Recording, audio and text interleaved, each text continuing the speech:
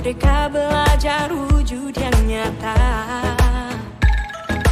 Raih mimpimu juga cita-cita. Generasi emas Indonesia. Profil pelajar Pancasila tanamkan di dalam dada.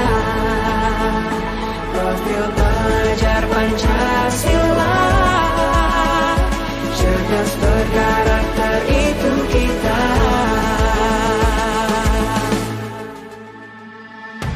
Beriman dan bertakwa pada Tuhan Yang Maha Esa. Assalamualaikum warahmatullahi wabarakatuh. Nama saya Adika Muhammad Al-Fatih, kelas 5 SDN 2 Mandalasari. Setelah kami membuat dan menyepakati keyakinan kelas, saya sangat senang dan antusias untuk menerapkan keyakinan yang telah kita sepakati bersama. Assalamualaikum warahmatullahi wabarakatuh.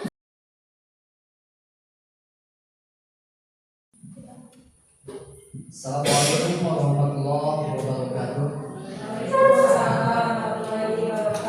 Bismillahirrahmanirrahim. Wassalatu wassalamu ala Rasulillah wa ala alihi wa sahbihi wa mawalah. Wa bismillah syadri wa yassir li amri wa hlul 'uqdatam min lisani yafqahu qawli. Amma ba'd. Pertama-tama marilah kita memanjatkan puji serta syukur kehadirat Ilahi bahwasanya hari ini bertepatan pada hari Kamis tanggal 22 Agustus 2024.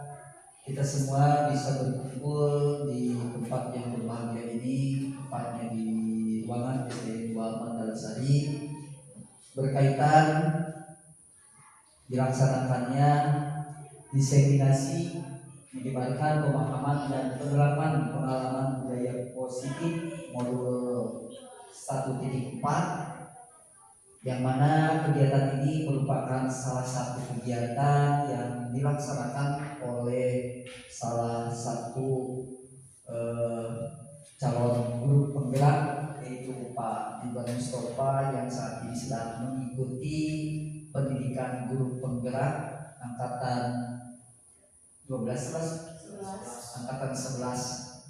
Semoga melalui diseminasi ini untuknya, khususnya untuk beliau, dapat terlaksananya tugas, ataupun untuk kita semua bisa menyerap segala ilmu yang akan disampaikan oleh beliau.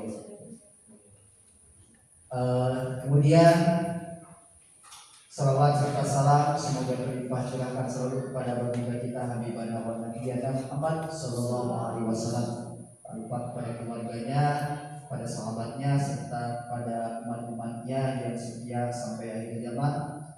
Mudah-mudahan termasuk kita di dalamnya, dijadikan umat yang terbaik, umat-umat terbaik beliau.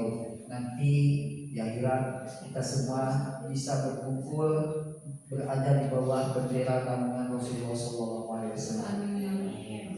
Para bapak dan juga para ibu semua yang saya hormati dari dua sekolah ini, yaitu SDN 1 Mandalasari beserta bapak ibu guru serta bapak kepala sekolahnya, juga SDN 2 Mandalasari. Pertama-tama mohon maaf atas undangan ini. Semoga Bapak Ibu semua bisa melaksanakan kegiatan ini berjalan dengan lancar. Kemudian untuk mengawali kegiatan ini, marilah kita awali dengan bacaan Bismillah bersama-sama. Bismillahirrahmanirrahim.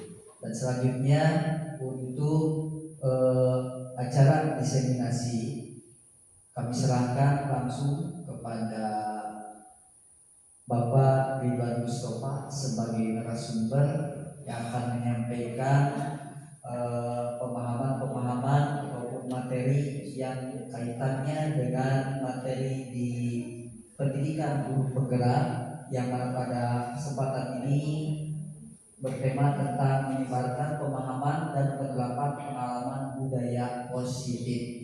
Pada beliau kami persilahkan.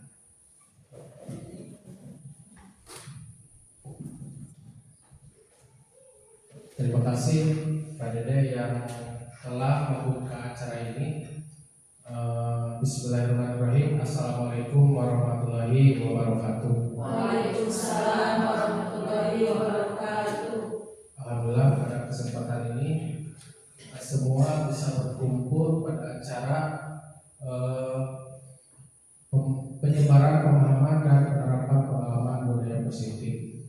Mungkin di sini saya bukan sebagai fasilitator atau pemateri, tapi di sini posisinya saya sebagai calon guru penggerak yang akan memberikan pengalaman atau pemahaman yang telah saya dapat pada pembelajaran calon guru penggerak.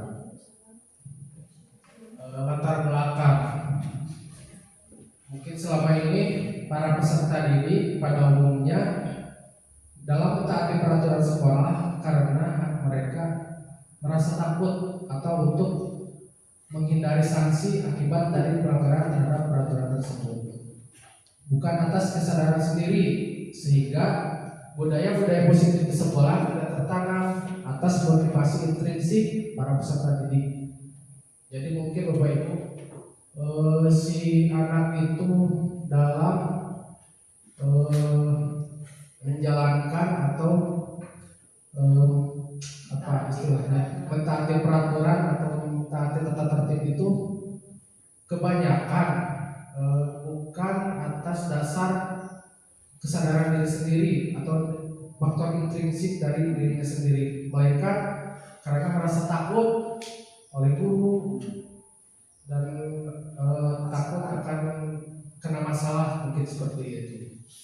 Itu latar belakang yang akan latar belakang dari kegiatan ini. Apa itu budaya positif? Budaya positif perwujudan dari nilai-nilai kebajikan universal yang diterapkan di sekolah.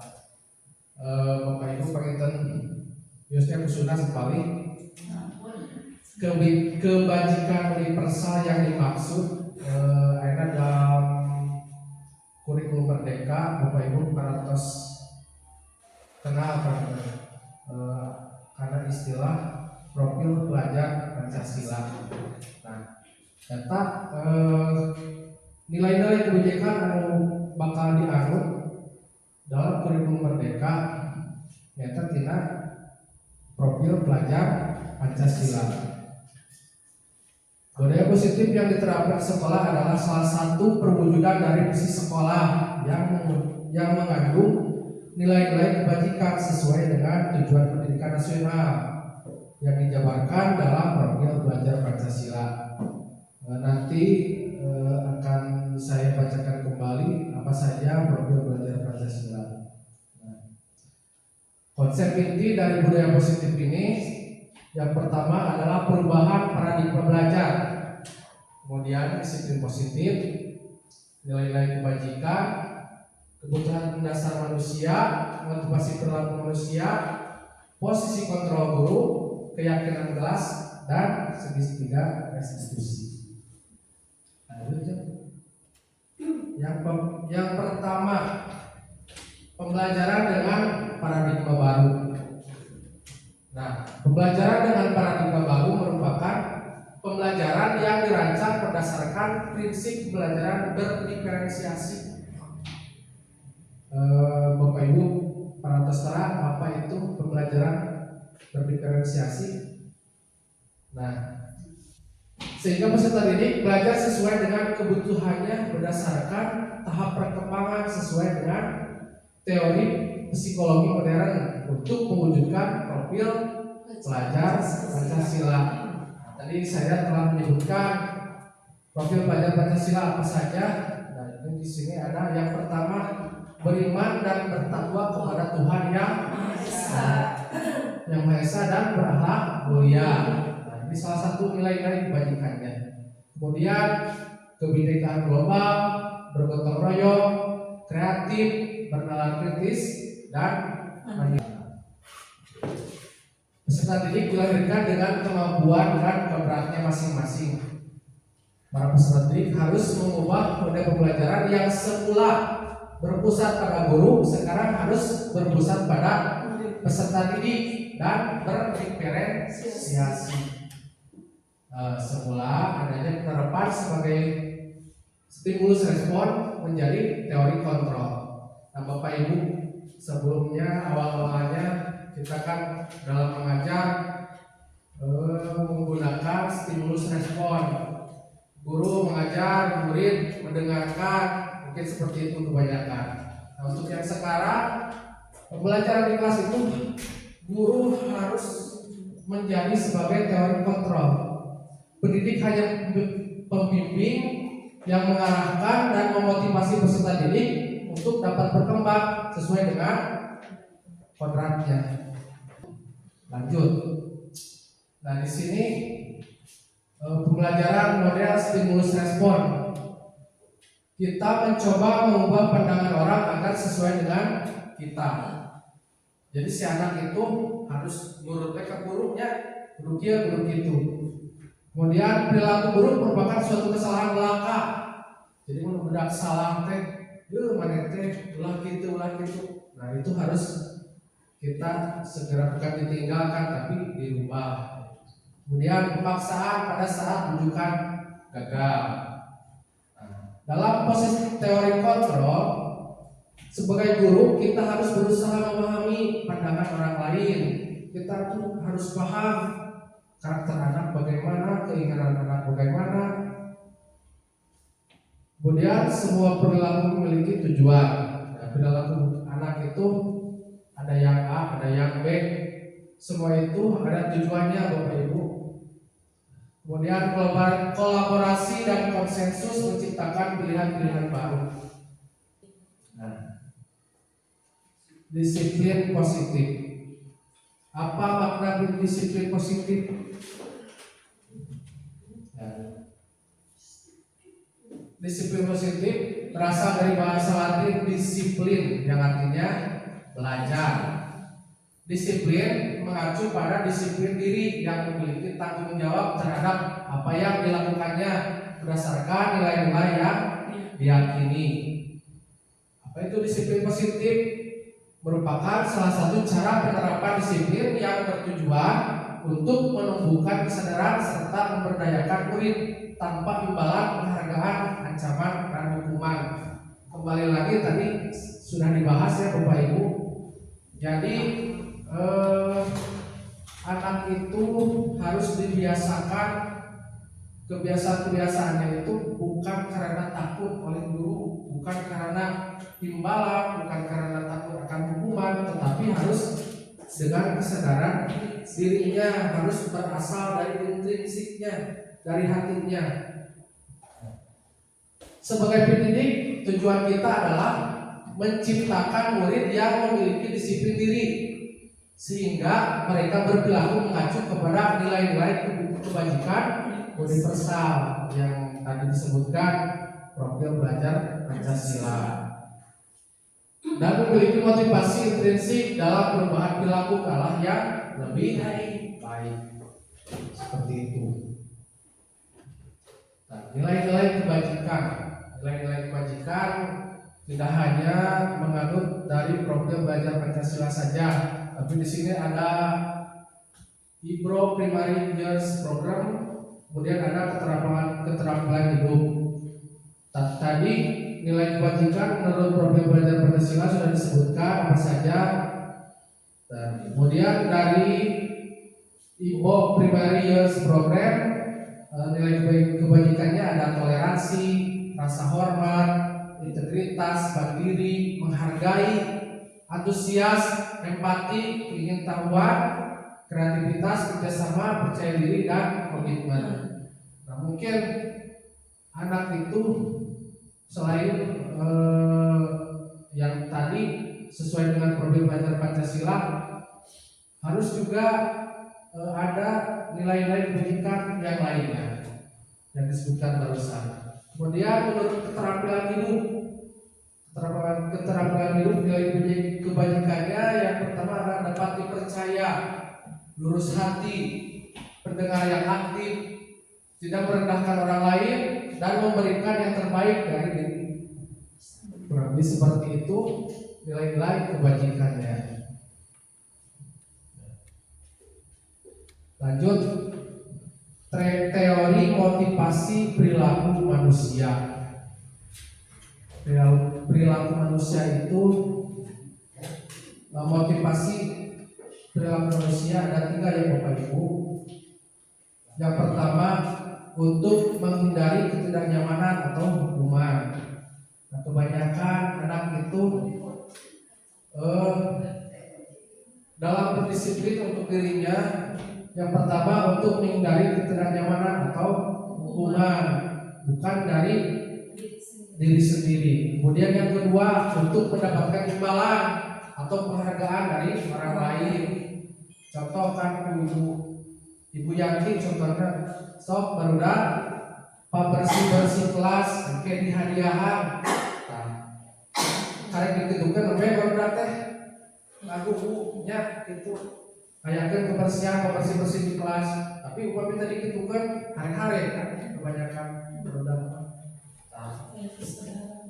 Jadi tidak ada kesadaran dari dirinya. Kemudian yang ketiga, untuk menjadi orang yang mereka inginkan dan menghargai diri sendiri dengan nilai-nilai yang mereka percaya. Nah, itu tiga teori motivasi perilaku manusia. Selanjutnya, kebutuhan dasar manusia. Kebutuhan dasar manusia adalah segala sesuatu yang kita lakukan untuk mendapatkan apa yang kita inginkan. Seluruh tindakan yang kita lakukan memiliki tujuan tertentu, dan semua usaha terbaik yang kita lakukan adalah dalam rangka agar kebutuhan dasar kita terpenuhi dengan baik. Itulah kebutuhan dasar manusia.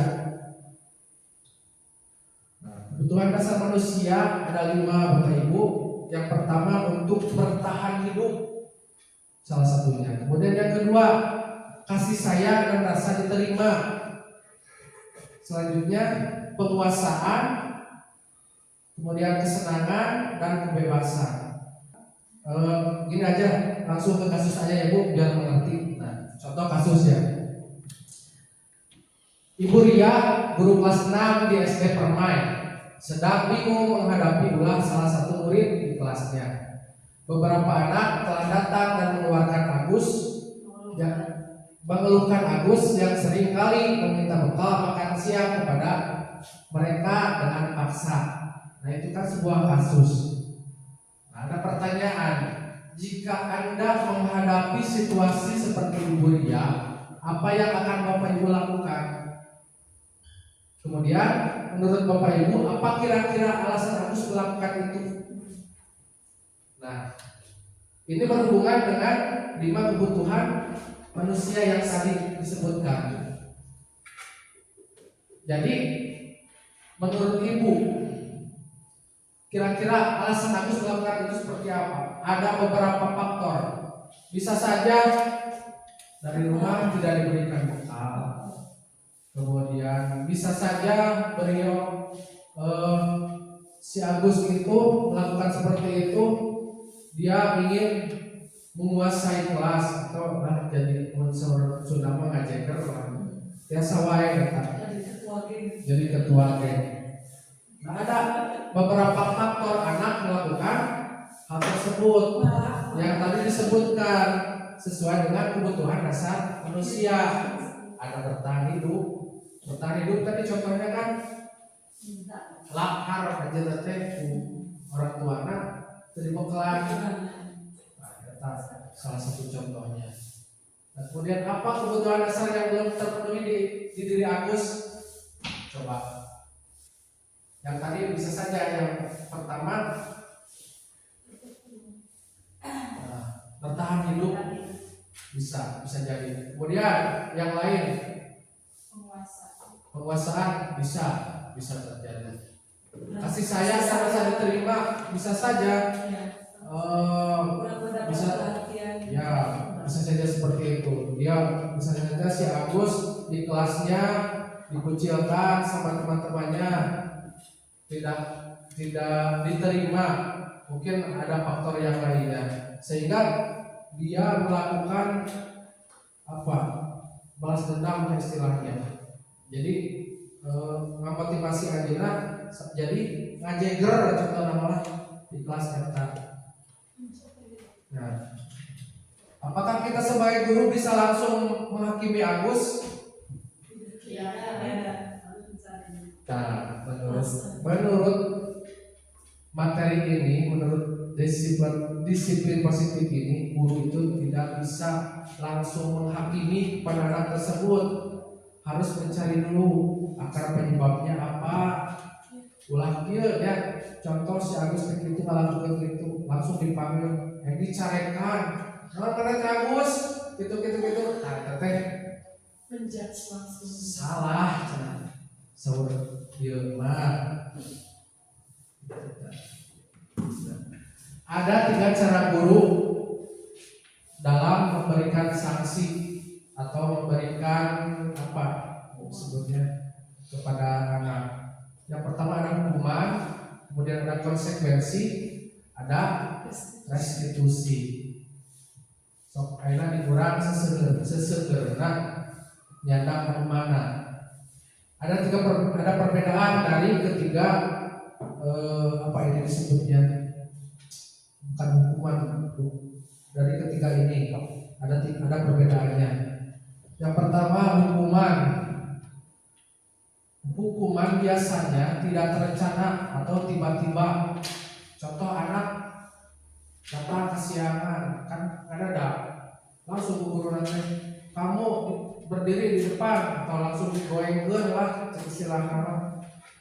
Ada ya. Kemudian murid tidak tahu apa yang akan terjadi. Murid cenah kumaha ge guru dan habis kesiangan. Itu untuk hukuman. Kemudian bersifat satu arah. Kumaha bersifat satu arah teh? Jadi langsung guru teh bla bla bla bla bla langsung ditunjuk roreng istilahnya hukuman. Kemudian berupa hukuman fisik atau psikis, yang tadi contohnya disebutkan bisa kalau psikis dicarekan atau ditangkupkan atau berbentuk fisik. Nah, beda lagi dengan konsekuensi. Kalau konsekuensi yaitu terencana atau disepakati sesuai dengan aturan. Enak pada terus ke Bapak Ibu.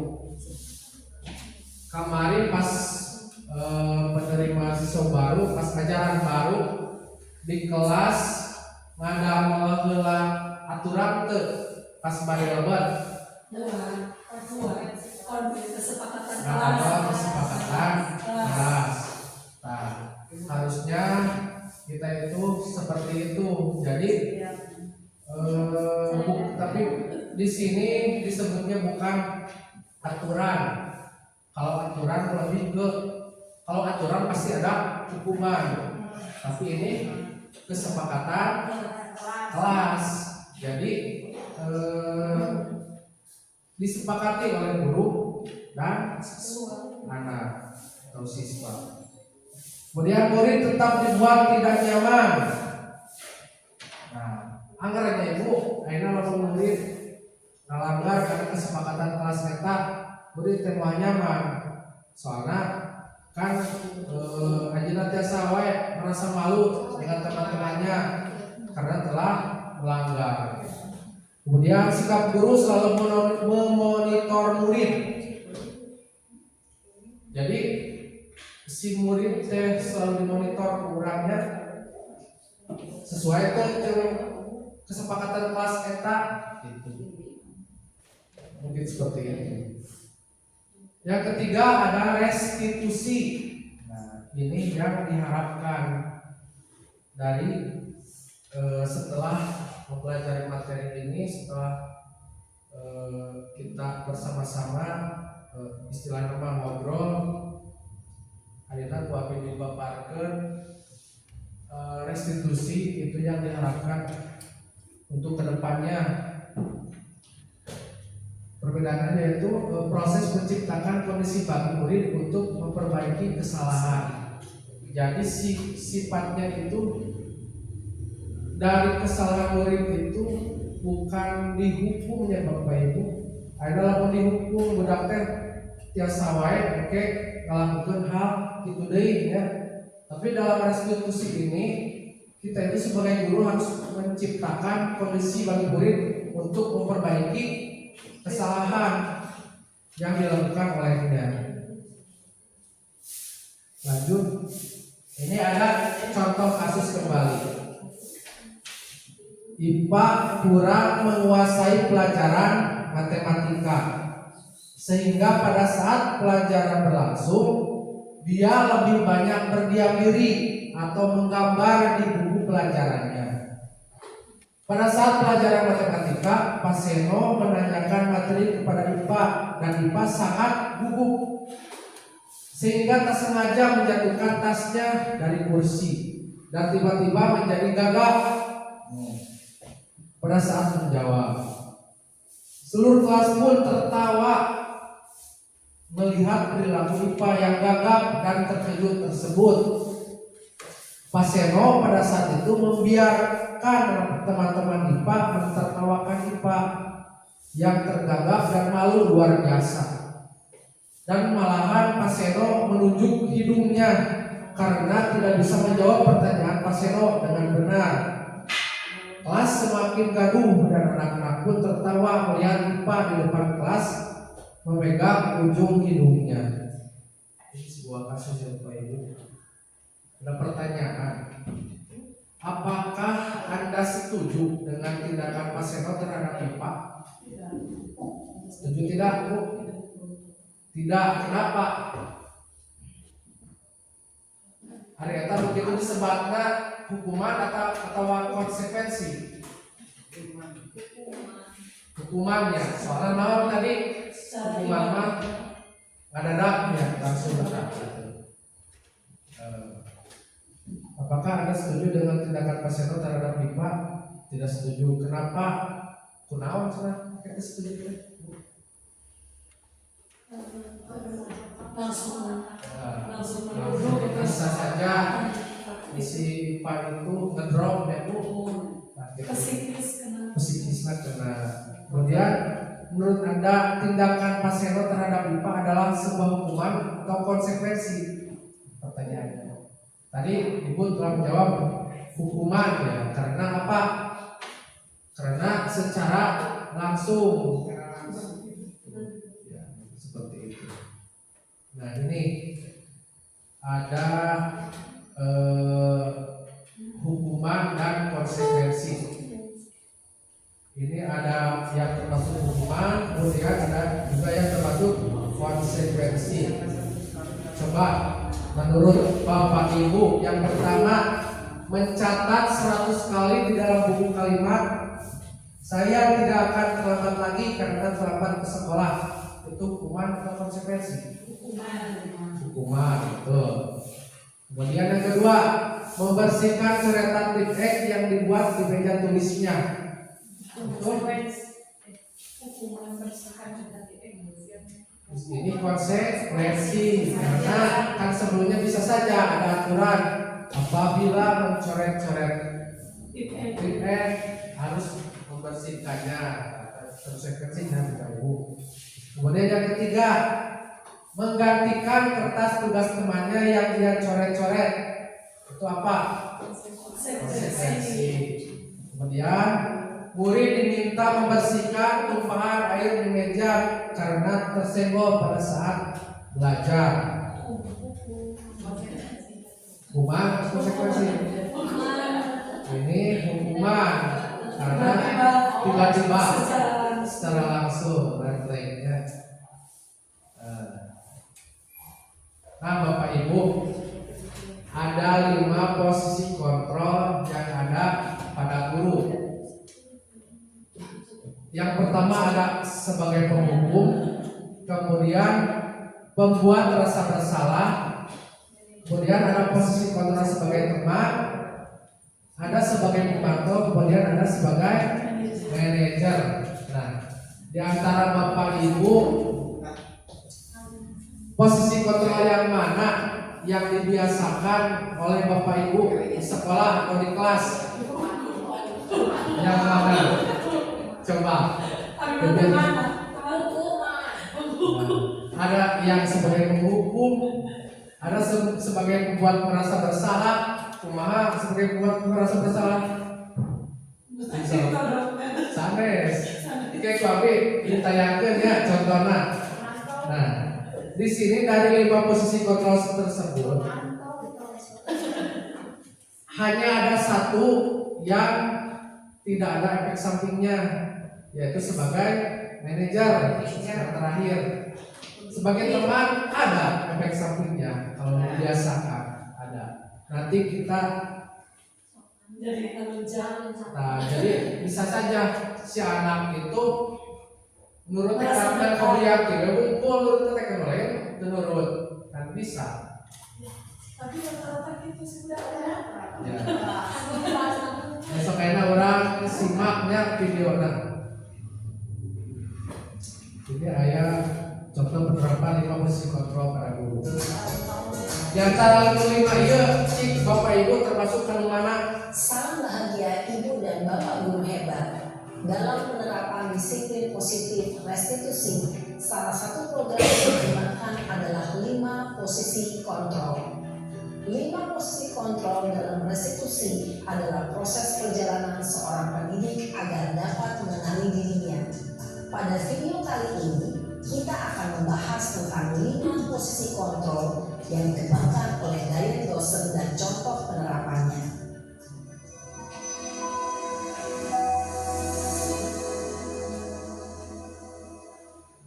Lima posisi kontrol itu adalah 1. Posisi penghukum, 2. Posisi pembuat rasa bersalah, 3. Posisi teman, 4. Posisi pemantau atau monitor, dan 5. Posisi manajer. Untuk lebih memahami kelima posisi tersebut, mari kita saksikan kasus Naren yang terlambat hadir 20 menit di sekolah dan melihat bagaimana kelima posisi kontrol dalam menghadapi masalah tersebut.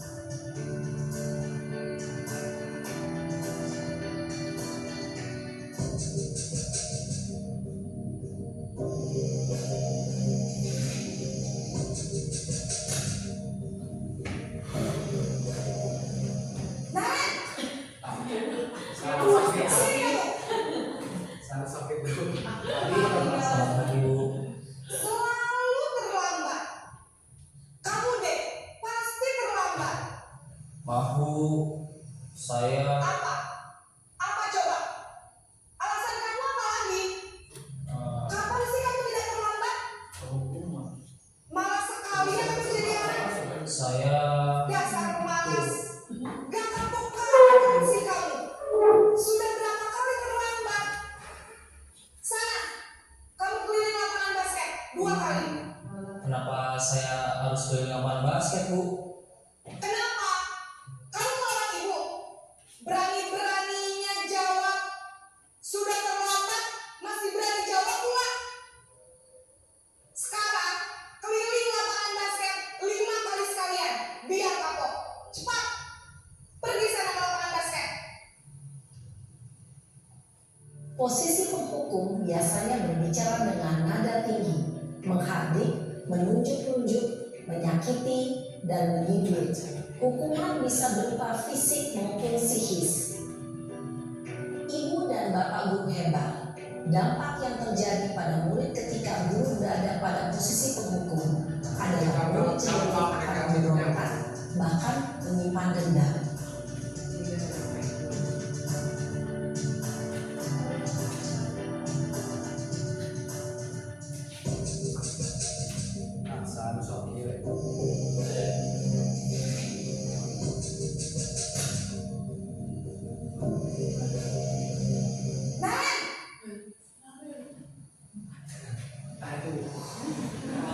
Selamat pagi, Bu. Naren,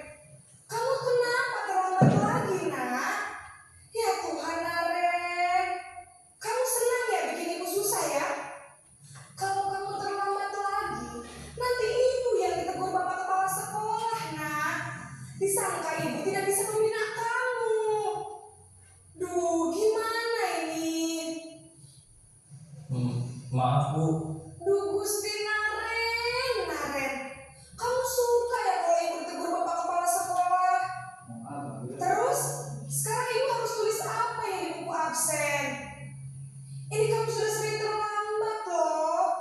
Ibu harus apa coba? Maaf Bu. Maaf sekali. Ya sudah, lain kali jangan bikin ibu susah lagi anak ya. Ibu tidak akan kuat lagi kalau kamu begini terus. Bisa jantungan kalau ibu tegur bapak kepala sekolah. Sana cepat ke kelas. Maaf ya Bu. Maaf sekali.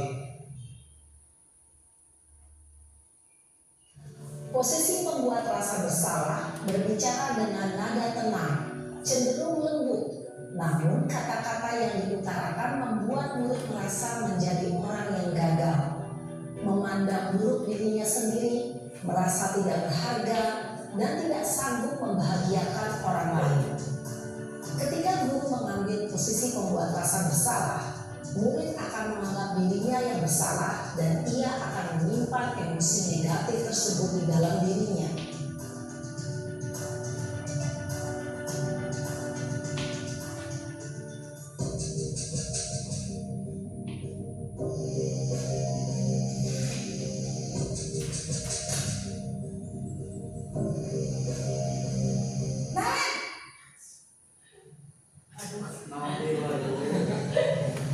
Selamat pagi Bu.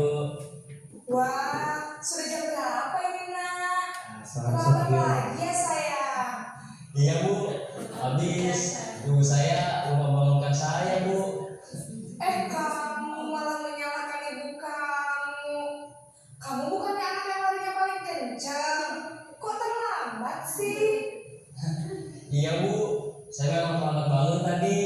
Jadi biarpun saya lari kencang, tetap gak kekejar Bu. Ya sudah sana. Nanti lain kali larinya lebih kencang lagi ya. Biar gak terlambat lagi. Bikin senang ibu demi ibu. Bisa kan? Bisa lah Bu. Ya sudah sana masuk kelas. Ibu beresin urusan absen kamu. Kamu ini ada-ada saja. Dalam posisi teman, guru berbicara dengan nada suara ramah, akrab, cenderung bersenda gurau untuk menjaga suasana tetap santai. Murid akan merasa senang, aman, dan akrab dengan guru. Identitas yang tercipta adalah identitas sukses atau berhasil. Namun, perlu diingat, karena ini masih dorongan eksternal, maka ada faktor ketergantungan dari murid kepada orang tertentu. Di sini guru absennya, sehingga di lain waktu murid bisa berperilaku baik, namun hanya kepada orang-orang tertentu saja. Ini masih dari eksternal, bukan dari dirinya sendiri.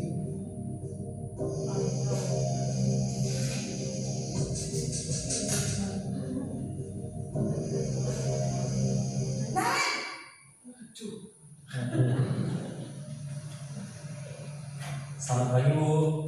Naren, apa peraturan sekolah kita tentang jam berapa kita harus masuk sekolah, nak? Kita harus di sekolah jam 7 Bu. Iya betul, sekarang sudah jam 7.20. Naren sudah tahu konsekuensinya jika terlambat hadir. Paham Bu. Saya harus tinggal kelas pas jam istirahat selama 20 menit.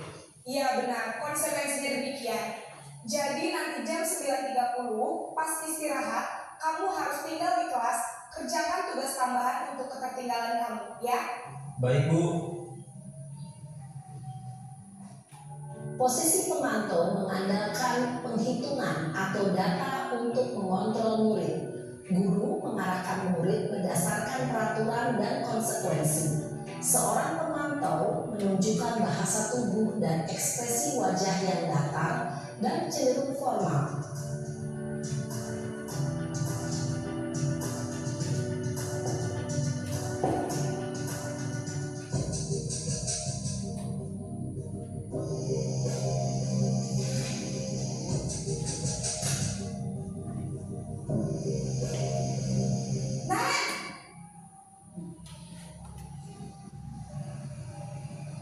Selamat pagi Bu. Selamat pagi Naren.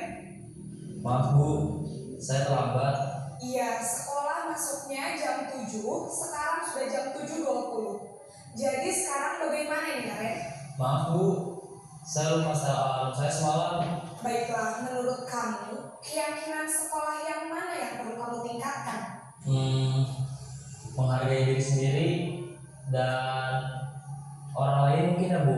Setuju. Jadi, apakah Naren meyakini prinsip saling menghormati tersebut? Iya Bu, saya meyakininya. Apakah Naren bersedia memperbaiki masalah keterlambatan ini? Bersedia Bu. Bagaimana kamu akan perbaiki masalah keterlambatan ini? Saya akan coba untuk tidak lupa menyetel alarm saya Bu. Baik, kalau Naren lupa menyetel alarm di rumah, ada orang yang kira-kira bisa bantu mengingatkan tidak? Ada Bu, kakak saya, Kak Emma. Ada lagi selain Kak Emma? Selain Kak Emma, ada ibu saya. Baik, jadi yang mengingatkan Naren adalah Kak Emma dan ibu kamu ya? Kira-kira akan mulai setel alarm kapan nih Naren? Setelah pulang sekolah, akan segera saya lakukan. Baik, jadi Naren akan setel alarm untuk bangun besok pagi dan akan diingatkan oleh kakak dan ibunda Naren ya. Ada lagi yang mungkin perlu dilakukan Naren agar tidak terlambat bangun lagi? Tidak ada Bu. Baik Naren, terima kasih untuk kerjasama kamu. Sekarang kamu perlu kembali ke kelas untuk belajar. Baik Bu, terima kasih. Posisi manajer adalah posisi kontrol yang disarankan untuk membimbing murid memiliki sikap disiplin yang positif, yaitu murid yang mandiri, bertanggung jawab, dan dapat memecahkan masalah. Tujuan dari posisi ini adalah agar murid dapat berefleksi atas tindakannya. Guru akan dengan tulus memberikan pertanyaan-pertanyaan bermakna, sehingga membuat murid dapat belajar dari kesalahannya dan mencari sebuah solusi untuk menyelesaikannya. Ibu dan bapak guru hebat, setelah mengamati adegan kelima posisi kontrol tadi, kira-kira posisi mana yang paling ideal? Posisi mana yang dapat menunjang motivasi intrinsik murid? Ya, tentu posisi manajer. Posisi ini memang posisi ideal yang ingin dituju setiap pendidik.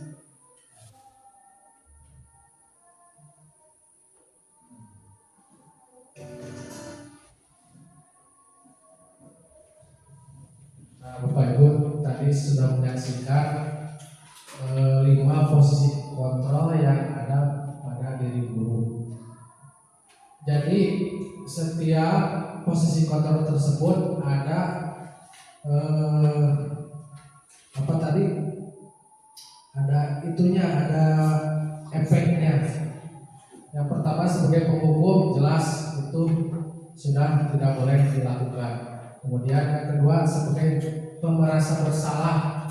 Jadi anak akan merasa dirinya gagal, akan menyalahkan diri sendiri kalau posisi yang kedua. Kemudian yang ketiga posisi sebagai teman. Memang anak itu akan merespon kepada kita, akan menuruti, tapi efeknya dia hanya kalau ada kita saja guru yang mempunyai posisi kontrol sebagai teman. Bisa saja kepada guru yang lain dia tidak menurutinya, karena ini berasal dari masih berasal dari faktor ekstrinsik, bukan dari intrinsik. Kemudian yang keempat posisi kontrol pemantau. Nah di sini hampir sama dengan posisi dengan manajer, tapi perbedaannya untuk pemantau masih ada konsekuensi yang didapat kepada anak, bukan merubah perilaku dia, tapi ada konsekuensinya dari keyakinan kelas atau peraturan kelas yang mau dibuat. Kemudian yang terakhir posisi sebagai manajer. Kalau sebagai manajer, si guru itu tidak mengarahkan anak untuk ke konsekuensi yang telah dibuat, tapi merubah sedikit demi sedikit anak tersebut untuk bisa memanage diri atau merubah diri ke arah yang lebih positif. Untuk materi selanjutnya yaitu keyakinan kelas. Tadi kan yang sudah dibahas adalah kesepakatan kelas atau peraturan kelas. Yang di sini adalah keyakinan kelas. Keyakinan kelas adalah nilai-nilai kebajikan atau prinsip-prinsip universal yang telah disepakati bersama oleh guru dan murid. Menurut dosen, suatu keyakinan akan lebih memotivasi seseorang dari dalam intrinsik. Seseorang akan lebih bersemangat untuk menjalankan keyakinannya daripada hanya sekedar mengikuti peraturan. Mengapa keyakinan kelas bukan peraturan kelas?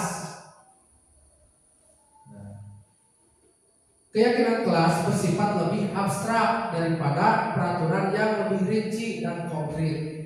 Kemudian dibuat dalam pernyataan positif, sedikit saja agar mudah diingat. Kemudian sesuai dengan kondisi kelas dan sekolah sehingga mudah untuk diterapkan. Semua warga kelas ikut berkontribusi dalam pembuatan keyakinan kelas melalui kegiatan curah pendapat. Jadi urang teh Bapak Ibu guru murid ngariung sok ayeuna urang ngadamel keyakinan kelas. Apa saja yang ingin diyakini oleh kelas kita.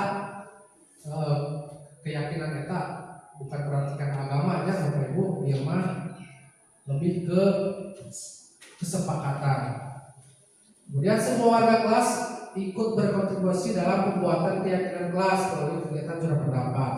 Bersedia meninjau kembali keyakinan kelas dari waktu ke waktu. Apabila keyakinan kelas tersebut sudah tidak berlaku ya, kurang bermanfaat atau kurang kena lah, jadi bisa dirubah dari waktu ke waktu sesuai dengan kesepakatan. Nah ini contohnya Bapak Ibu, keyakinan kelas tadi katanya harus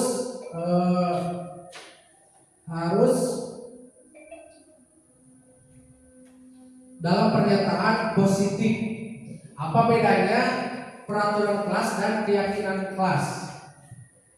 Kalau dalam peraturan kelas, lihat yang pertama, kalimatnya yaitu datang tepat waktu. Bedanya dengan peraturan kelas apa?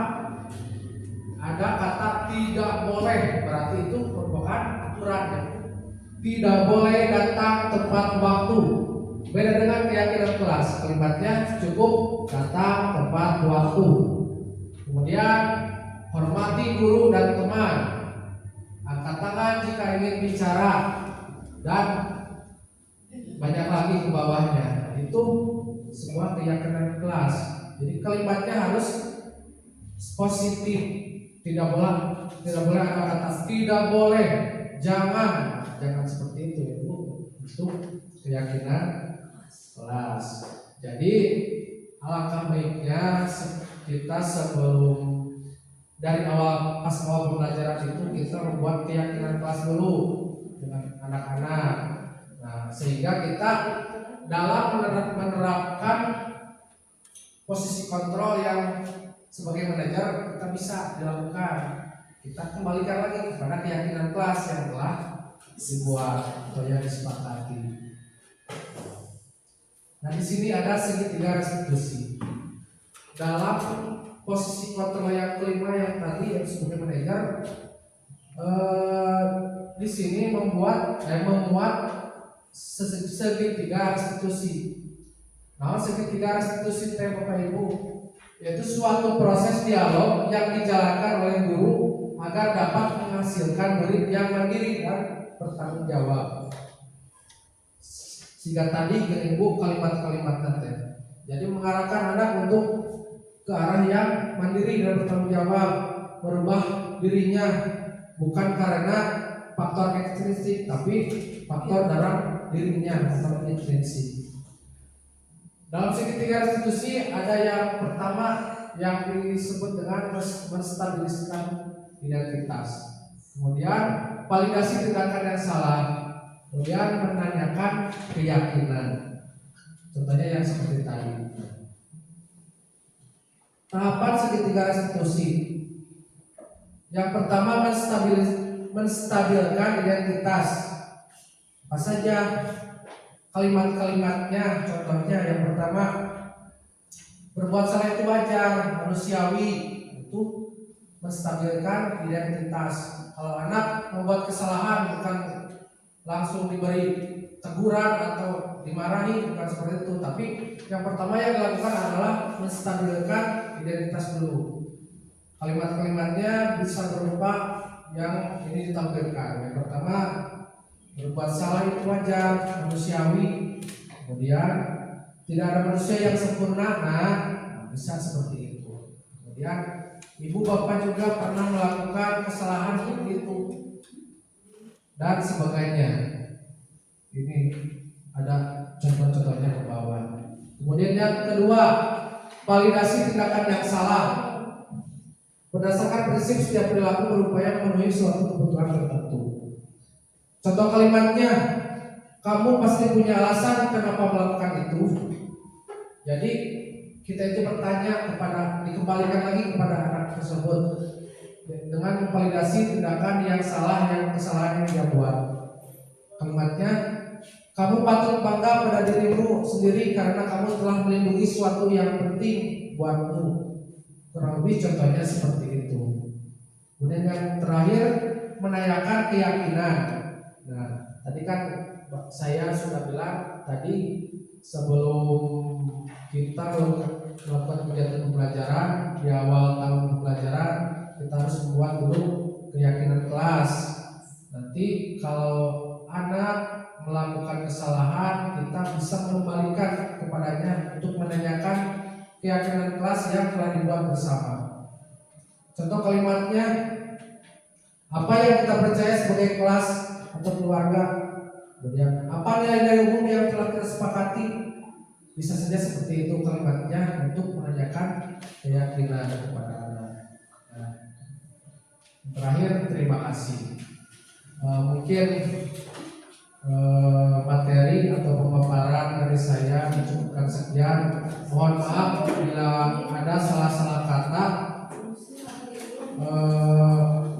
Saya mengucapkan terima kasih kepada Bapak Ibu guru yang telah menghadiri pada acara ini. Untuk penutup, saya kembalikan lagi kepada Pak Dede. Assalamualaikum warahmatullahi wabarakatuh. Terima kasih kepada Pak Ridwan yang sudah menyampaikan beberapa materi yang mungkin ini berbagi praktik pemahaman tentang budaya positif. Semoga ini bisa dicerna oleh kita semua dan bisa dimanfaatkan dalam kegiatan belajar mengajar di sekolah kita masing-masing. Kalau tidak ada pertanyaan, mungkin untuk sesi diseminasi ini atau kegiatan diseminasi ini bisa dicukupkan sekian. Untuk menutup kegiatan ini, marilah kita tutup dengan bacaan doa dipimpin oleh Ibu Yanti. Dipersilakan. Bunda, ininya ya Bunda. Bismillahirrahmanirrahim. Allahumma shalli wa sallim wa barik alaihi. Bismillahirrahmanirrahim. Alhamdulillahirabbil alamin hamdan syakirin. Alhamdulillahirabbil alamin. Ya Allah, kami yang berbicara wajibkan karim wa awli sulaiman. Allahumma shalli wa sallim Muhammad sallallahu alaihi wasallam. Baitika al-haram ziyarata qadri Muhammad sallallahu alaihi wasallam. Bi mahabbati wa firdi sallallahu alaihi wasallam. Allahumma shalli wa sallim. Allahumma inni as'aluka salamatan fi dinina wa dunyana wa afiyatan fi jasadina wa ziyadatan fi ilmina wa barakatan fi rizqina wa tawbatan qabla maut wa rahmatan inda maut wa maghfiratan ba'da maut. Allahumma hawwin alaina fi sakaratil maut min jannati minan wal afwa inna lisan. Rabbana atina fid dunya hasanah wa fil akhirati hasanah وقنا عذاب النار نسألك الإجابة والمغفرة والبركة بسر أسرار كتاب الفاتحة أعوذ بالله من الشيطان